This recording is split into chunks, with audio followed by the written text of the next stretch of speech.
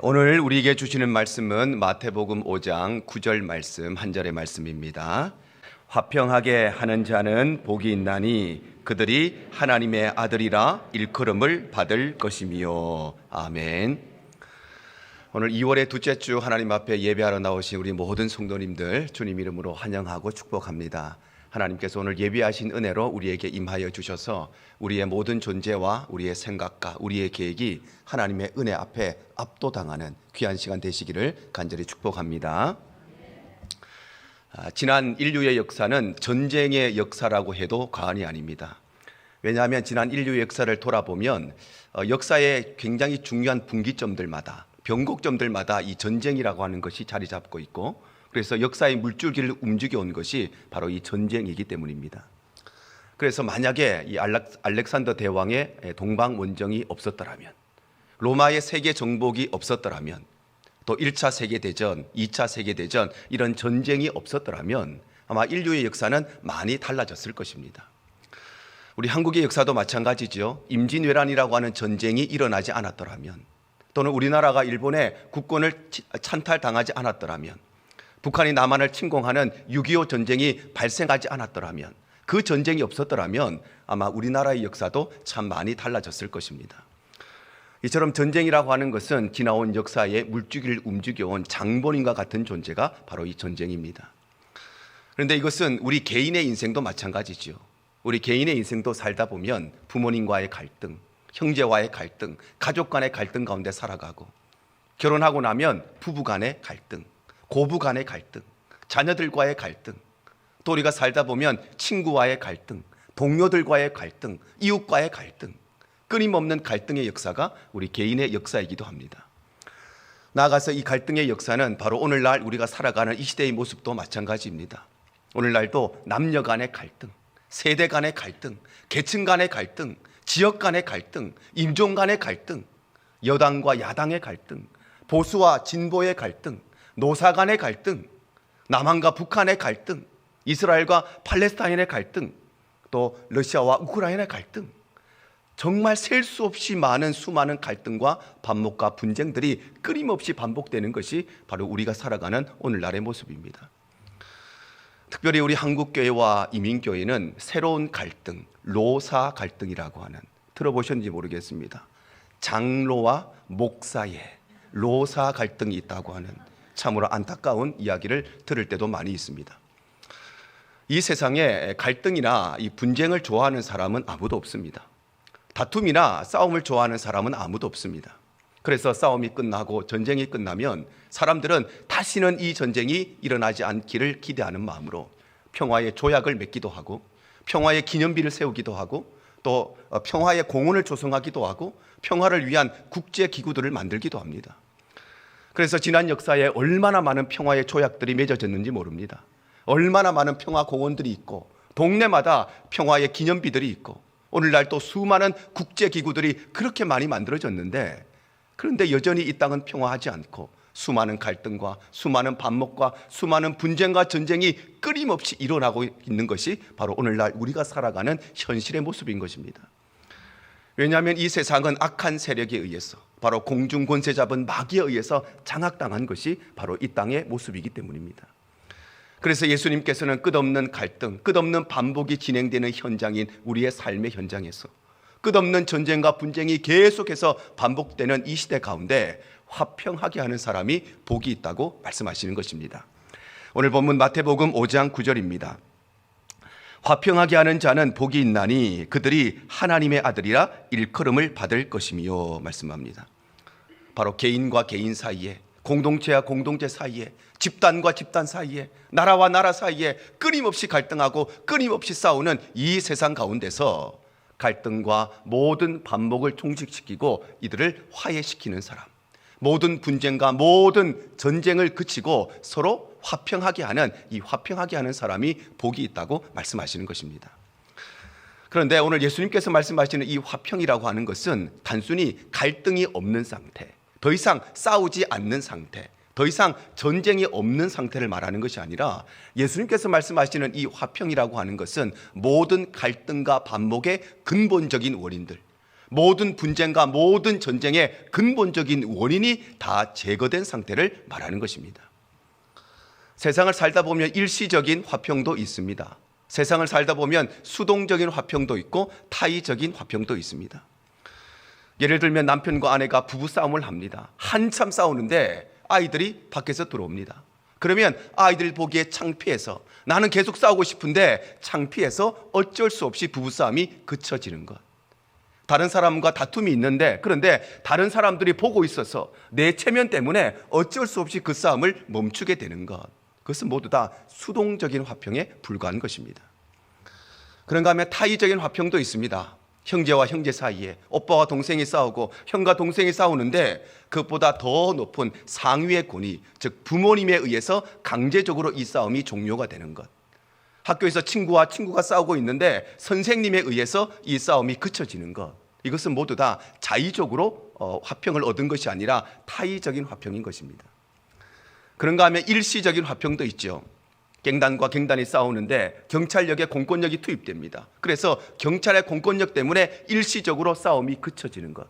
나라와 나라 사이에 전쟁이 일어났는데 이 나라들보다 더 강력한 강대국 때문에, 아니면은 국제기구의 중재에 의해서 이 두 나라의 싸움이 일시적으로 스탑되는 것. 이것은 모두 다 일시적인 화평에 불과한 것입니다. 그 가장 대표적인 것이 우리나라 대한민국과 북한의 모습이죠. 원래 2023년은 남한과 북한이 정전협정을 맺은 지 70주년이 되는 해입니다. 바로 전쟁이 시작되고 전쟁이 멈춘 지 70년이 되었다는 것입니다. 70년의 세월 동안 남한과 북한은 수많은 문화적인 교류도 하고 경제적인 교류도 하고 스포츠의 교류도 하고 또 여러 차례에 걸쳐서 정상회담도 있었습니다. 그런데 여전히 남한과 북한의 상태는 어떤 상태냐? 일시적으로 전쟁이 멈추어져 있는 휴전 상태인 것입니다. 겉으로 볼 때는 다 평안하게 화평하게 지내는 것 같지만, 그러나 남한과 북한의 실상은 지금도 여전히 일시적인 화평, 바로 그 가운데 있다는 것입니다. 그래서 예수님께서 말씀하시는 이 화평이라고 하는 것은 이런 수동적인 화평, 타의적인 화평, 일시적인 화평이 아니라 바로 근본적이고 영구적인 화평을 말씀하시는 것입니다.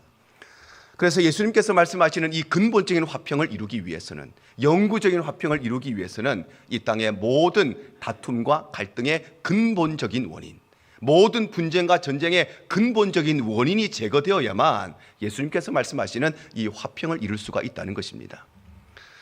그렇다면 이 세상의 모든 싸움의 원인, 모든 전쟁의 원인, 모든 갈등의 원인이 무엇이냐? 그것은 다름 아니라 하나님과의 관계가 파괴되고 하나님과의 관계에서 화평이 깨어졌기 때문입니다.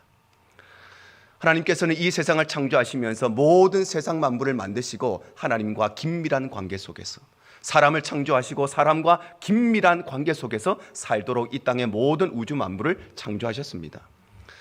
그런데 인류의 조상인 아담과 하와가 마귀의 유혹에 넘어가서 하나님 말씀에 불순종하고 선악과를 따먹음으로써 하나님과의 관계를 파괴시켜버리고 하나님과의 관계를 단절시켜버리고 하나님을 떠나고 말았습니다. 그리고 이 하나님과의 관계 단절의 결과로 무슨 일이 일어나느냐? 가장 먼저는 남편과 아내 사이에 갈등이 생겨납니다. 창세기 3장 11절 하반절에서 12절입니다. 내가 네게 먹지 말라 명한 그 나무 열매를 네가 먹었느냐?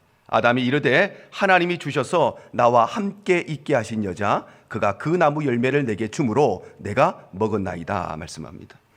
아담과 하와가 선악과를 따먹었습니다. 그러자 하나님께서 아담에게 물으십니다. 아담아, 네가 어찌하여 내가 먹지 말라고 한 이 선악과를 따먹었느냐? 그러자 아담이 대답하지요. 제가 먹고 싶어서 먹은 것이 아니라 하나님이 내게 주신 이 여자 하와가 내게 주어서, 그래서 내가 그것을 먹었기 때문에 이 모든 일의 원인은 이 여인에게 있다고 책임을 다 전가하고 말았던 것입니다.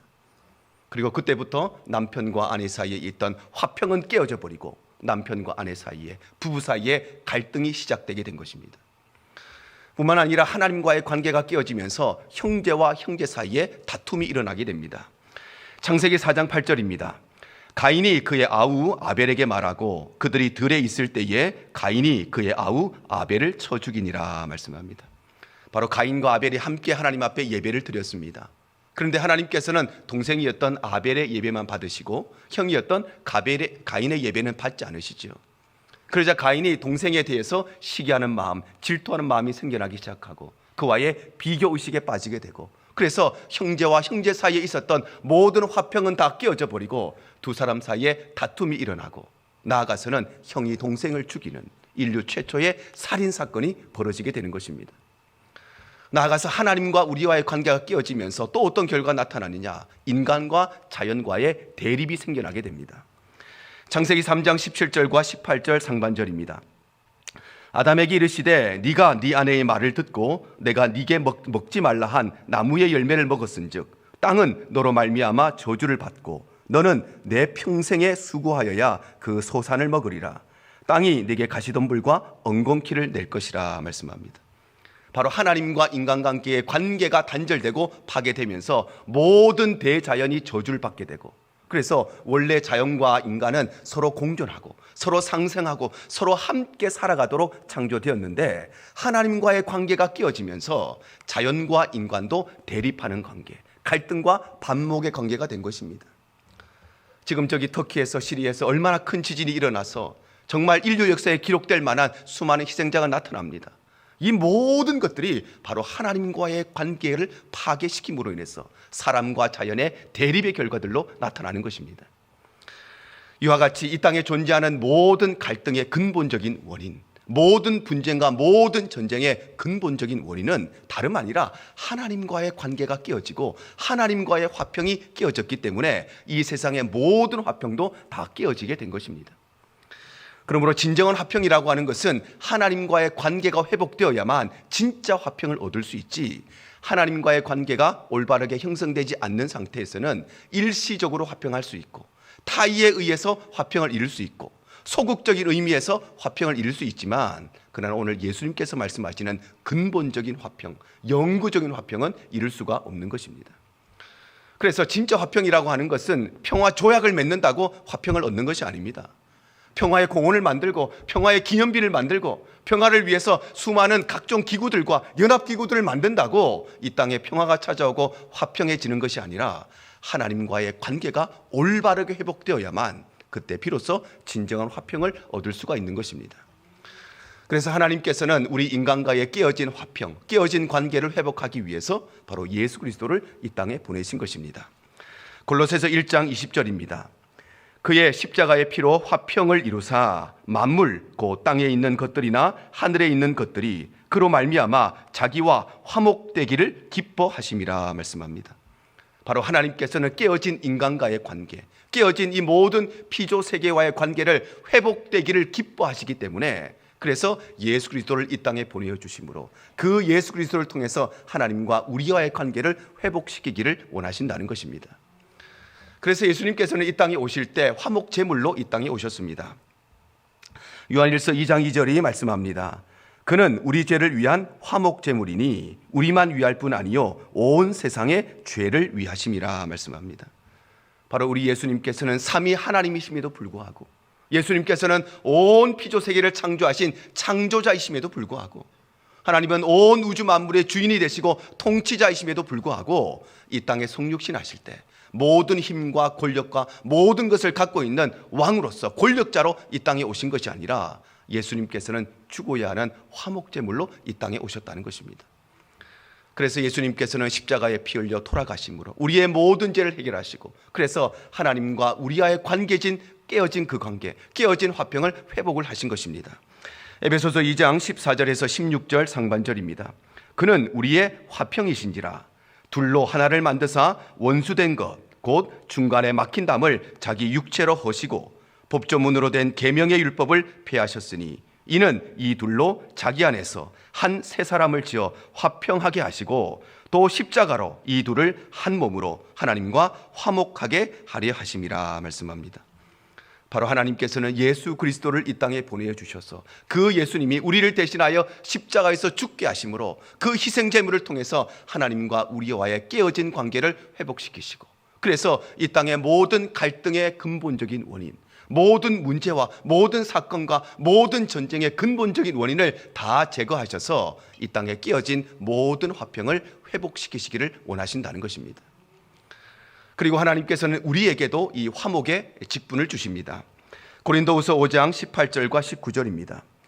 모든 것이 하나님께로 났으며 그가 그리스도로 말미암아 우리와 자기를 화목하게 하시고 또 우리에게 화목하게 하는 직분을 주셨으니 곧 하나님께서 그리스도 안에서 계시사 세상을 자기와 화목하게 하시고 그들의 죄를 그들에게 돌리지 아니하시고 화목하게 하는 말씀을 우리에게 부탁하셨느니라 말씀합니다. 바로 하나님께서는 예수 그리스도를 이 땅에 보내주셔서 깨어진 모든 화평의 관계, 하나님과 우리와의 관계, 사람과 사람과의 관계, 사람과 자연 사이에 깨어진 모든 화평을 회복하게 하셨을 뿐만 아니라 우리에게도 이 화목의 직분을 허락해 주셨다는 것입니다.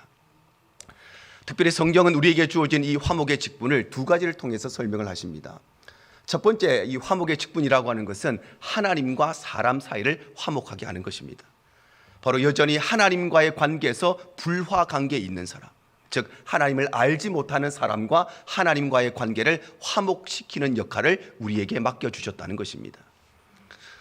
누가복음 16장에 보면 우리가 잘 알고 있는 거지 나사로와 부자의 이야기가 기록되어 있습니다. 그런데 성경에는 이 부자에 대해서 이렇게 기록을 합니다. 누가복음 16장 19절입니다. 한 부자가 있어 자색 옷과 고운 베옷을 입고 날마다 호화롭게 즐기더라 말씀합니다. 여기서 자색 옷이라고 하는 것은 지금으로 말하면 아주 명품 옷을 지칭하는 것입니다. 왜냐하면 과거에 이 자색이라고 하는 것은 구하기가 참 어려운 색깔이었습니다. 왜냐하면 이 자색이라고 하는 색깔은 이 소라의 일종인 열대뿔 고동이나 아니면 꼭두선이라고 하는 식물의 뿌리에서 추출을 해야 됐기 때문에 채집의 과정이 매우 어렵고 또 염색의 과정이 매우 까다로웠기 때문에 자색이라고 하는 색깔은 참 얻기가 어려운 색깔이었습니다. 그래서 이 자색은 항상 모든 옷감에 사용되는 것이 아니라 가장 비싼 옷감에만, 가장 최고급 옷감에만 사용되는 색깔이 바로 이 자색이었습니다. 그래서 이 부자가 자색 옷을 입고 있었다는 것은 색깔이 자색이 아니라 가장 최고급 옷감으로 만들어진 옷, 즉 명품 옷을 입고 있었다는 것입니다. 또한 이 부자는 베옷을 입었는데 베옷이라고 하는 것은 속옷을 말하는 것입니다. 그런데 성경은 이 부자가 고운 베옷을 입었다 이렇게 말하죠. 즉 부자는 겉옷만 명품 옷을 입은 것이 아니라 속옷까지도 다 명품으로 치장된 삶을 살았다는 것입니다. 뿐만 아니라 날마다 호화롭게 즐겼다 이렇게 성경이 기록합니다. 날마다 호화롭게 즐겼다는 것은 이 부자는 돈만 많은 사람이 아니라 시간도 많고 건강도 좋아서 그래서 매일매일 자기가 원하는 대로 먹고 마시고 즐기면서 살았다는 것입니다. 돈이 참 많은데도 불구하고 시간이 없어서 돈 쓸 시간이 없는 사람도 있습니다. 돈은 참 많은데 건강이 안 되어서 그 돈을 누리지 못하는 사람들도 있지요. 그런데 이 부자는 참 얼마나 복을 많이 받았는지 돈도 많고 시간도 많고 건강도 좋아서 마음껏 내가 원하는 대로 호화롭게 즐기고 살아갔다는 것입니다. 그런데 이 부자는 이토록 세상의 복은 받았지만 문제는 이 부자가 죽은 이후에 천국에 못 가고 지옥에 떨어졌다는 것입니다. 누가복음 16장 22절 하반절에서 23절입니다. 부자도 죽어 장사되매 그가 음부에서 고통 중에 눈을 들어 멀리 아브라함과 그의 품에 있는 나사로를 보았다 말씀합니다. 바로 거지 나사로는 비록 이 땅에 살 때에는 참 어렵고 궁핍한 삶을 살았지만 죽음 이후에 천국에 가서 아브라함을 만나고 그의 품에 안겨 있었지만 그런데 이 부자는 이 땅에 사는 동안에는 그렇게 호화롭게 즐기고 살았는데 그런데 지옥에 떨어져서 고통 가운데 있었다는 것입니다.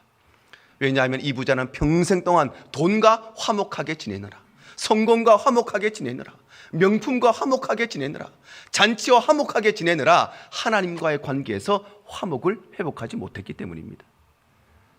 그런데 이와 동일하게 오늘날 이 시대의 많은 사람들도 돈과 화목하려고, 세상과 화목하려고, 성적과 화목하려고, 재물과 화목하기 위해서 내 취미와 화목하게 사느라 많은 사람들에게 주어지는 권위와 또 권력과 명예와 화목하게 사느라 하나님과의 관계에서 화목을 이루지 못하는 이들이 있다는 것입니다. 그래서 하나님께서는 우리에게 화목의 사명을 주셔서 여전히 하나님과의 관계에서 불화 관계에 있는 사람, 하나님과의 관계에 깨어진 화평 가운데 있는 사람, 하나님을 알지 못하는 이들과 하나님을 다시금 회복시키는 사명을 우리에게 주신 것입니다. 그러므로 사랑하는 성도 여러분, 하나님께서 우리에게 바로 하나님과 사람 사이를 화목하게 하는 직분을 주셨음을 꼭 기억하시기를 바랍니다. 그래서 우리의 삶이 여전히 하나님과의 관계에서 불화 관계에 있는 사람, 즉 하나님을 알지 못하는 우리의 부모님, 하나님을 알지 못하는 우리의 자녀들, 하나님을 알지 못하는 우리의 형제들, 우리의 이웃들, 우리의 동료들, 하나님과의 깨어진 관계 속에 있고 깨어진 화평 가운데 있는 그들을 다시금 화목시키는 화목의 사람들이 되시기를 바랍니다. 이것이 바로 하나님께서 우리에게 주신 화목의 직분인 것입니다. 그런가 하면 두 번째 이 화목의 의미는 바로 사람과 사람 사이를 화목시키는 직분을 우리에게 주신 것입니다. 바로 하나님께서는 여전히 갈등 가운데 있는 사람, 다툼 가운데 있는 사람을 서로 화목시키는 역할을 우리에게 주셨다는 것입니다. 우리가 이 사명을 감당하기 위해서는 무엇보다도 내가 먼저 화목의 사람이 되어야 됩니다. 그래서 내가 먼저 부부 사이에, 즉 남편과 아내 사이에 화목을 이루어야 합니다. 베드로전서 3장 1절 상반절과 7절 상반절입니다. 아내들아 이와 같이 자기 남편에게 순종하라. 남편들아 이와 같이 지식을 따라 너희 아내와 동거하고 그를 더 연약한 그릇이요 또 생명의 은혜를 함께 이어받을 자로 알아 귀히 여기라 말씀합니다. 바로 남편은 아내를 귀하게 여기고 아내는 남편에게 순종함으로써 남편과 아내 사이에 진정한 화평이 회복되어져야 한다는 것입니다. 뿐만 아니라 우리는 형제 간에 가족 간에 화평을 이루어야 합니다. 잠언 17장 1절이 이렇게 기록합니다. 마른 떡 한 조각만 있고도 화목하는 것이 제육이 집에 가득하고도 다투는 것보다 나으니라 말씀합니다. 바로 마른 떡 한 조각밖에 없는 궁핍하고 가난한 삶을 산다 할지라도 그러나 온 가족들이 서로 화목하고 화평하며 살아야지 집안에 제육이 가득하고 즉 고기가 가득하고 돈이 가득하고 재물이 가득하여도 부모와 자식들 사이에 돈 때문에 싸우고 형제와 형제 사이에 돈 때문에 싸우고 죽이는 일이 벌어진다면 그것만큼이나 불행한 일이 없다는 것입니다. 뿐만 아니라 우리는 부부 사이에 가족 사이뿐만 아니라 모든 사람들과 화평을 이루어야 합니다. 마태복음 5장 23절과 24절입니다. 그러므로 예물을 제단에 드리려다가 거기서 내 형제에게 원망 들을 만한 일이 있는 것이 생각나거든 제물을 제단 앞에 두고 먼저 가서 형제와 화목하고 그 후에 와서 예물을 드리라 말씀합니다. 바로 예수님께서는 사람과 화목하는 것이 우리가 하나님 앞에 예배 드리기 전에 반드시 해결해야 되는 선결 과제라고 말씀하시는 것입니다. 물론 이 말씀은 우리가 예배 드리러 와서 찬송하고 말씀 듣고 기도하고 있는데 내 마음에 불편한 사람이 생각났을 때 나와 다툰 사람, 나와 갈등 관계에 있는 사람이 생각나면 예배를 멈추고 달려가서 그 사람과 화해해라 그런 말씀이 아니라 우리가 예배를 드리러 나오기 전에 마음의 준비를 하고 또 헌금을 준비를 하고 성경책을 준비를 하고 옷을 준비를 하고 신발을 준비하고 가방을 준비하듯이 나와 갈등 관계에 있는 사람이 없는지 그것을 돌아보고 예배 드리기 전에 먼저 그 사람과 화해하고 그 후에 하나님 앞에 나와 예배 드리라는 것입니다. 왜냐하면 우리의 마음에 다툼 때문에 갈등 때문에 우리의 마음에 평안이 없으면 우리의 마음에 거룩한 마음이 없으면 우리의 마음이 맑고 깨끗한 마음 청결한 마음을 가지지 못하면 우리는 몸은 교회에 와 있지만 하나님 앞에 진정한 찬양, 진정한 예배, 진정한 기도를 드릴 수가 없기 때문입니다. 그래서 성경이 이렇게 말씀하십니다. 히브리서 12장 14절입니다. 모든 사람과 더불어 화평함과 거룩함을 따르라. 이것이 없이는 아무도 주를 보지 못하리라 말씀합니다. 바로 성경은 사람과의 관계에서 내가 화평하지 못하면 그러면 우리가 하나님을 볼 수가 없다고 말씀하시는 것입니다. 반대로 이야기하면 왜 우리가 하나님을 볼 수 없느냐? 왜 내 눈에 하나님이 보이지 않느냐? 사람과의 관계에서 화평이 깨어져 버렸기 때문입니다. 왜 우리가 예배를 드리는데 왜 기도를 하는데 왜 찬송을 하는데 하나님의 말씀을 듣는데 하나님을 볼 수가 없느냐? 하나님이 내 눈에 보이지 않느냐? 그것은 다름 아니라 사람과의 깨어진 관계 때문에 남편과 아내 사이에 형제들 사이에 가족들 사이에 이웃들 사이에 성도들 사이에 화평함이 깨어졌기 때문에 그래서 하나님이 보이지 않는 것입니다. 그런데 여기서 참으로 중요한 것은 이 화평을 이루기 위해서는 한 가지 필요한 것이 있는데 그것이 바로 희생이 필요하다는 것입니다. 남편과 아내 사이에 가족들 사이에 또 형제들 사이에 왜 갈등과 반목이 일어나느냐? 갈등하고 싶어서 갈등하는 게 아니고 반목하고 싶어서 반목하는 것이 아니고 화평하기 위해서 서로 양보하지 않고 서로 손해보지 않으려고 하기 때문입니다. 사람과 사람 사이에 왜 다툼이 끊이지 않고 계속 반복되느냐? 그것은 다름 아니라 내 무엇인가를 포기하지 않고 그 화평을 위해서 희생하지 않기 때문입니다. 이 땅에 왜 전쟁이 끊이지 않을까요? 세상에 나가면 평화에 대해서 그렇게 외치는 사람이 그렇게 많은데 왜 세상은 평화하지 않고 끊임없이 전쟁이 벌어질까요? 그것은 바로 전쟁을 원하는 사람도 많고 전쟁이 일어나지 않아야 된다고 말하는 사람도 많고 평화를 외치는 사람도 많지만, 그러나 이 평화를 위해서, 이 화평을 위해서 헌신하는 사람이 없기 때문입니다. 그러나 우리가 분명히 기억해야 될 것은 화평하기 위해서는 반드시 희생이 필요하다는 것입니다. 그래서 남편과 아내 사이에 화평하기 위해서는 누군가가 자신의 시간, 자신의 물질, 자신의 자존심을 포기하고 양보하는 희생이 있어야 남편과 아내 사이에 화평할 수 있다는 것입니다. 형제 간의 화평이, 가족 간의 화평이 그냥 이루어지는 것이 아니라 누군가의 희생이 있어야만 화평할 수 있다는 것입니다. 사람과의 관계도 마찬가지고, 집단과 집단과의 관계도 마찬가지고, 나라와 나라의 관계도 마찬가지입니다. 가만히 있다고 화평이 이루어지는 것이 아니라 누군가는 손해보고 누군가는 희생을 감수하여야 화평을 얻을 수 있는 것입니다. 그래서 하나님께서는 우리 인간과 화평하기 위해서 예수 그리스도를 십자가에 내어주셔서 그 십자가에서 죽게 하셨습니다.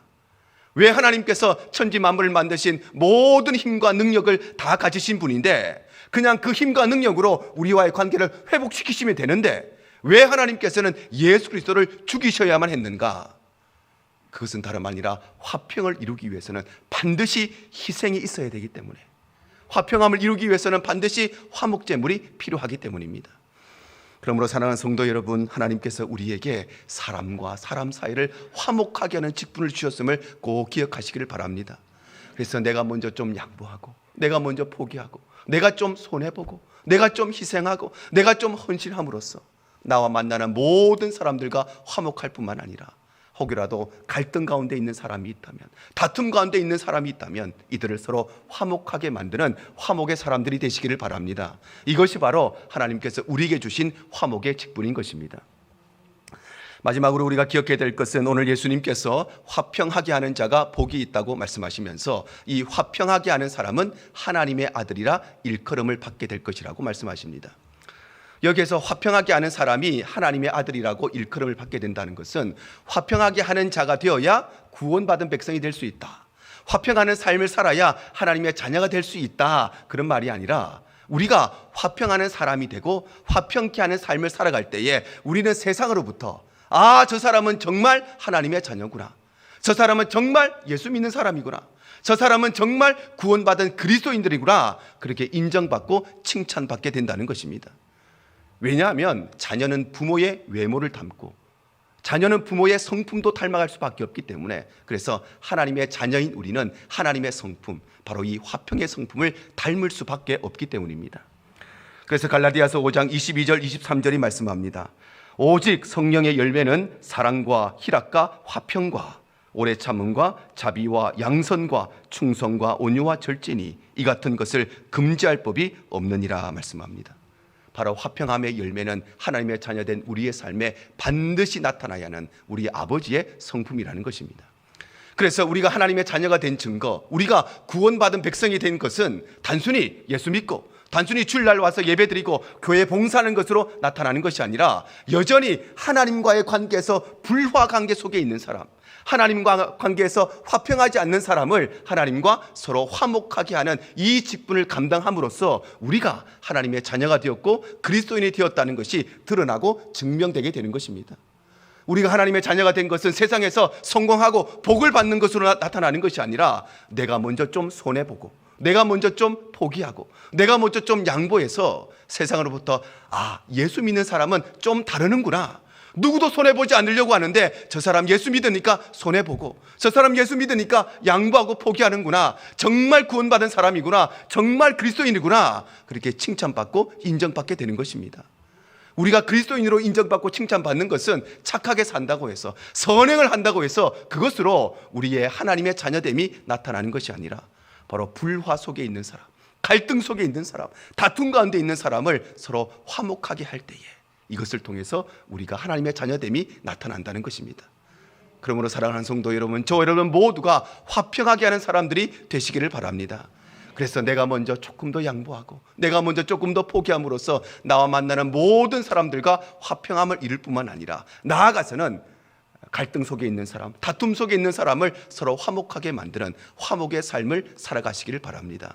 그럴 때에 우리는 세상으로부터 저 사람은 정말 하나님의 아들이구나, 하나님의 자녀구나, 정말 예수 믿는 사람이구나, 진짜 그리스도인이구나, 그렇게 칭찬받고 인정받게 될 줄로 믿습니다. 오늘 말씀을 정리합니다. 예수님께서는 하나님과 우리와의 깨어진 관계를 해결하시고 그 깨어진 화평을 회복하시기 위해서 이 땅에 오셨습니다.